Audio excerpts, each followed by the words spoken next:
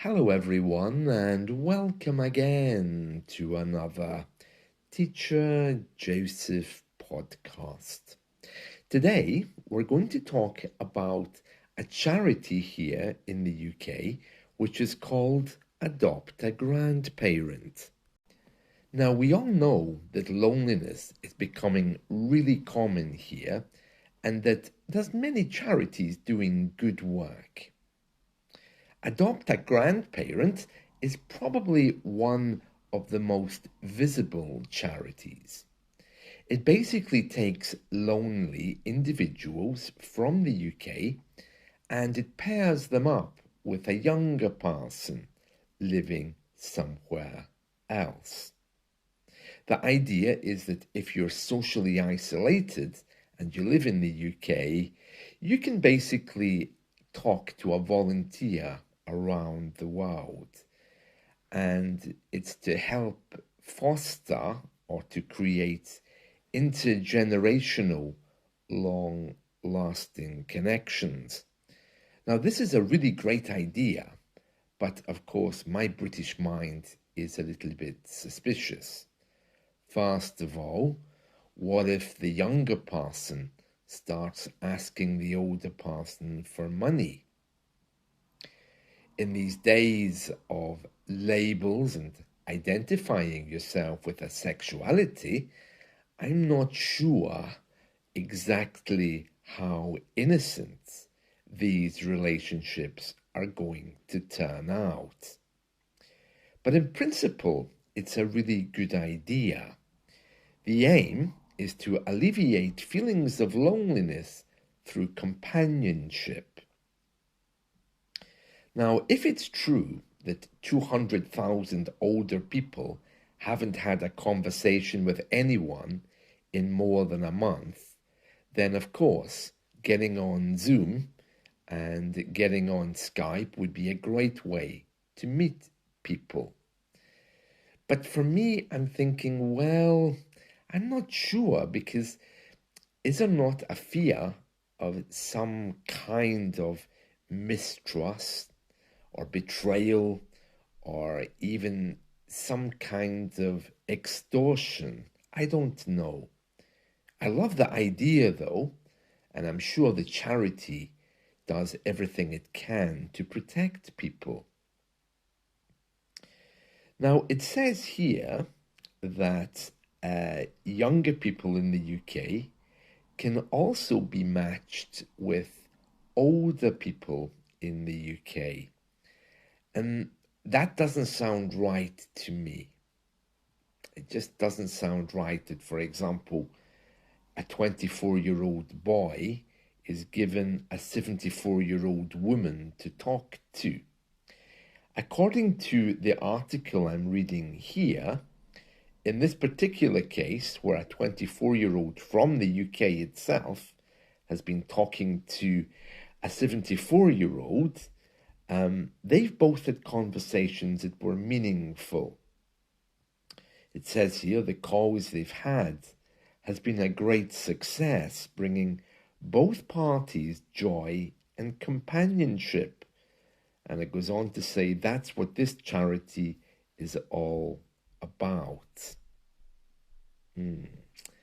It's a great idea, and it has a picture here of a young man looking perhaps like he may be from Asia, talking to an older British man.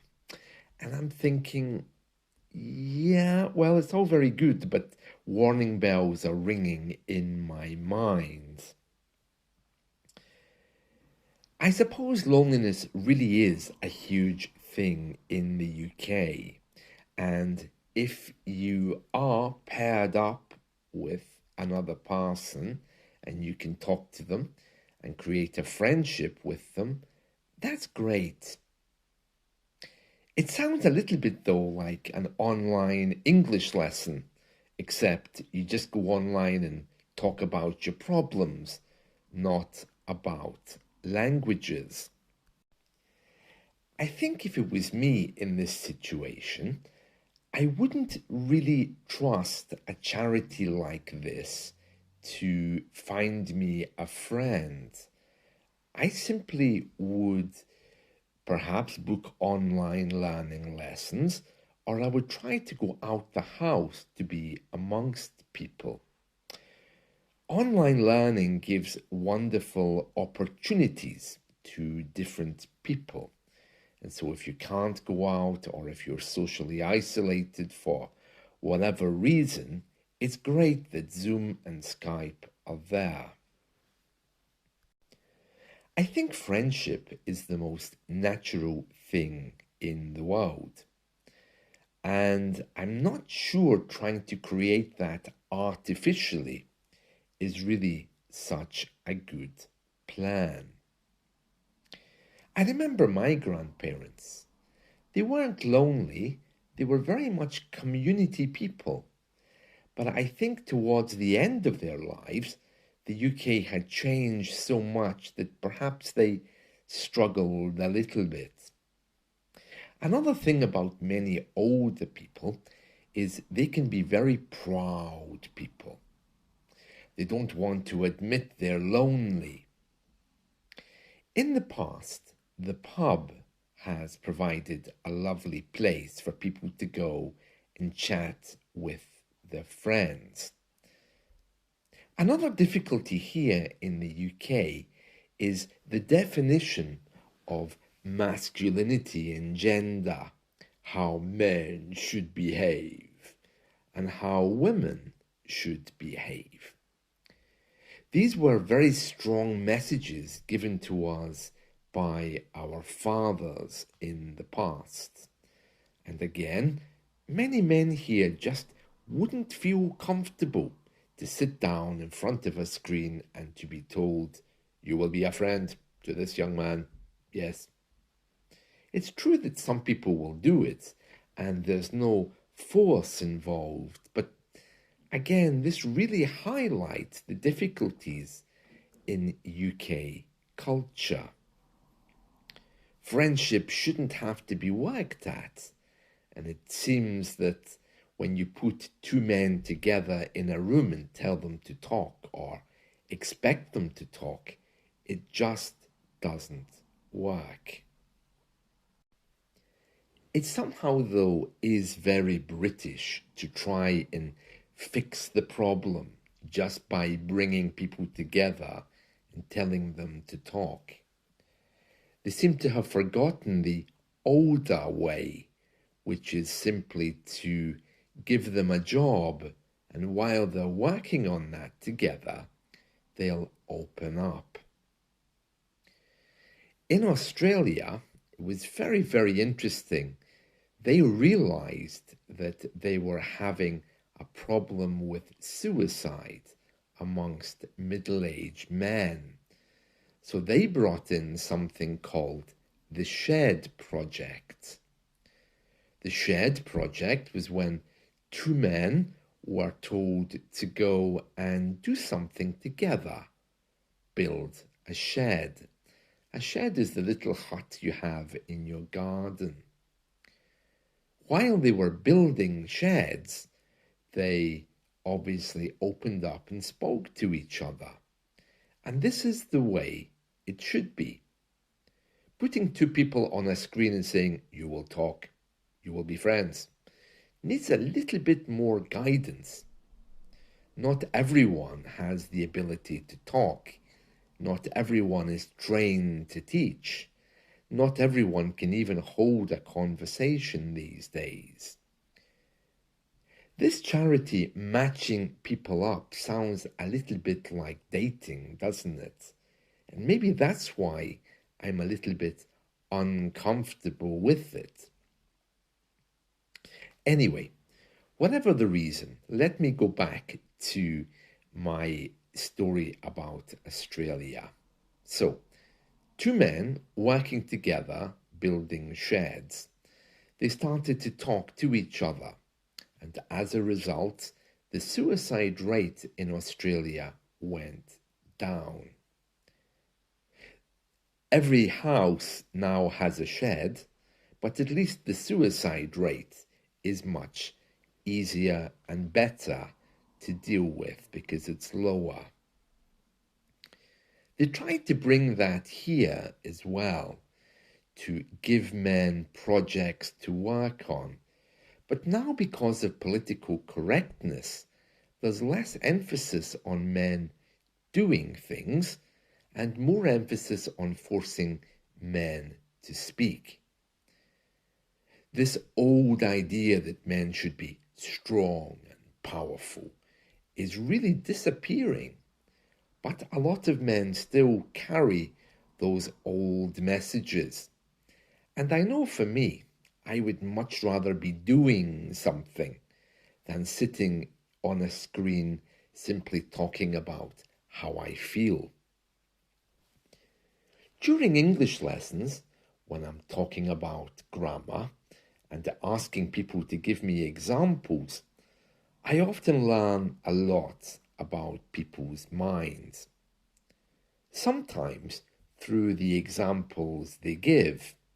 For example, if I say, create a conditional sentence, the students might say something like, okay, if I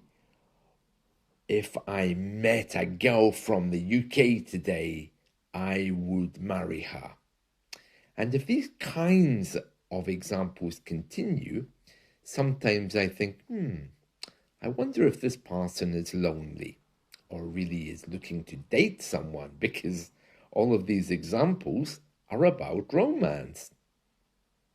Sometimes, though, when people give me examples, they can be a little bit dark and maybe show me that the person is disturbed or perhaps just needs someone to talk to. Other times, especially when older people book lessons, they really are looking for some kind of companionship and just something to take away the loneliness of a few moments. I've noticed that some cultures are better at dealing with these kind of issues than others. Some countries, older people really are so active and there's so many things for them to do. But maybe that's just city living. Maybe that's not really related to the fact that they're older.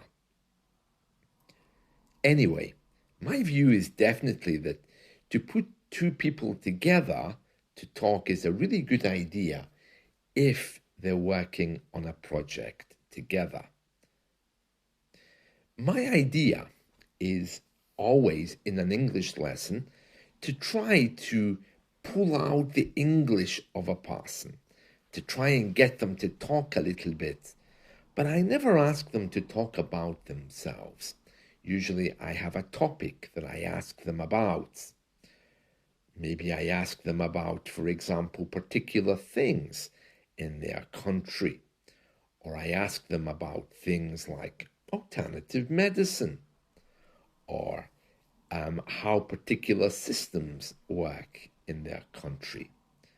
I don't ask them very direct questions about their personal life. Maybe some of them would like that. But on the other hand, in an English lesson, that's really not appropriate. But I do still get to hear a lot of personal things.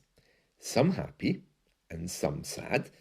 And some people really become my friends, which I like.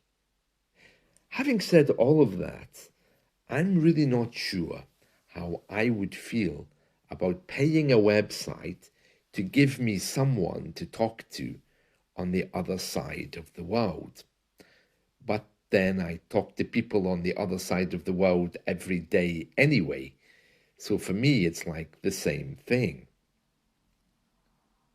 There's all kinds of questions about ethics and morals here.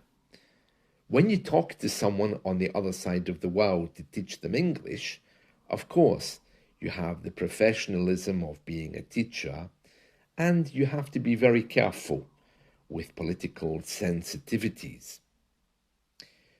With a charity like Adopt a Grandparent, for me, it just sounds like too many things could go wrong. But anyway, I'm really happy that somebody is doing something to bring older and young people together. I understand for older people, sometimes they get very bored, but maybe if they considered becoming online tutors or teachers, they could have the same result. They could talk to different people, they could impart their life knowledge, and generally become better, more rounded people. Whatever way we deal with loneliness, I'm not sure that I agree simply logging onto a website and being matched with someone on the other side of the world is going to help. It sounds like a typical British answer to a much deeper problem. Well, that's it from me today. I hope you've enjoyed this. Let's talk again soon. See you. Bye.